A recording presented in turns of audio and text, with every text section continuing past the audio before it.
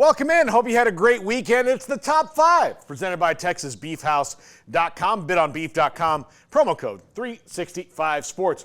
Let's get into our Week 10 awards. Number 5, and this is my favorite award of the week, the What's Up Award goes to Clemson. Why would you say am I bringing back a old commercial from the late 90s? Well, guess what was popular in the late 90s? Clemsoning. It was a word that we all used to describe when Clemson would do something that cost them the game in a big spot. And they used to do it over and over and over again. Then Dabo Swinney came along and made sure that didn't happen anymore. But guess what? This weekend, Clemsoning was back, everyone. It was back. And who brought it back? None other than the man himself, Dabo Swinney, who, down 12, with less than 5 minutes to go, decided instead of going for 2 to try to cut it to 11 and making it a field goal and a touchdown with another 2-point conversion, he decided to kick the point and keep it at 12. Actually, he was down 13, so he decided to go down 12, which would be 2 touchdowns. Everyone watching this game, including the announcers, was dumbstruck by this decision, and Clemson didn't lose anyway. Louisville pretty much took it to them the whole game. But then at the end, Dabo cut their legs out from under them and was going to have to make them score 2 touchdowns in less than 5 minutes against a team that hadn't really stopped all day. So, I know this commercial isn't coming back, but if it did, so is, at least for this week, Clemsoning.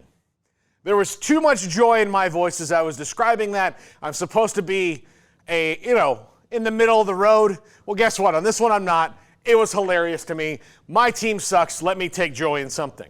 Number 4, the You Can Only Be You Award goes to Texas A&M.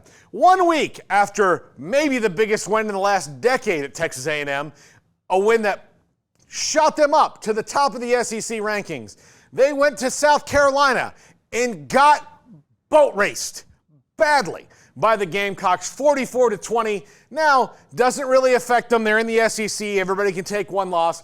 But it is their second loss in the season and closes their playoff window even smaller because they still have Texas coming on down the road. And after they got beat that bad, you've got to wonder, how good is this team really? I don't know. But the SEC, a gigantic mess. I'm here for it. But A&M could not follow up the huge win against LSU with a win over South Carolina. In fact, after halftime, it wasn't even a game. It was 20-20. It ended 44-20.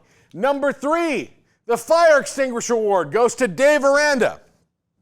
He entered this year with a hotter seat than any coach in the country. By far, he was the hottest seat in the country. After the last-second win, 37-34 over TCU, Dave Aranda, I feel safe in saying this, not going anywhere. All he's got to do really is get 1 more win out of the next 3, and West Virginia, Houston, Kansas should have a win in there. If not, go 7-5 or 8-4, which would be a huge improvement from a year ago. So congratulations to Dave Aranda. You have put out the fire like this brave gentleman here.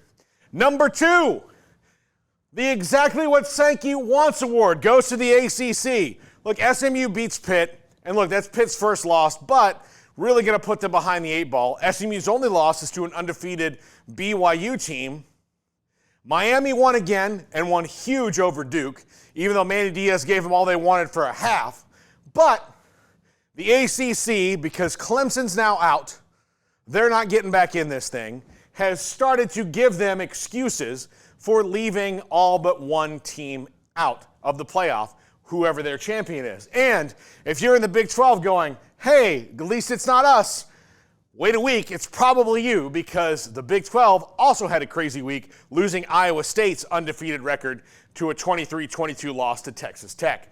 And number 1, the Needed That One Award. You see the transition there? Texas Tech had lost 2 games in a row, had a little bit of a fuss last week, hissy fit, kerfuffle, I don't know what we're going to call it, about the headsets. Nothing was going on, but they really needed a win. They needed a big road win in a tough place to play in Iowa State. They got it. They absolutely got it and picked themselves up off the floor after 2 rough weeks for the Red Raiders, and they threw the Big 12 further into chaos. But congratulations, at least for 1 week, Texas Tech, you're up off the mat, and you can look down and maybe just get into that Big 12 title game. But you got Colorado coming up. That's pretty scary, and a big noon kickoff. That is the top 5. Now we say bye-bye.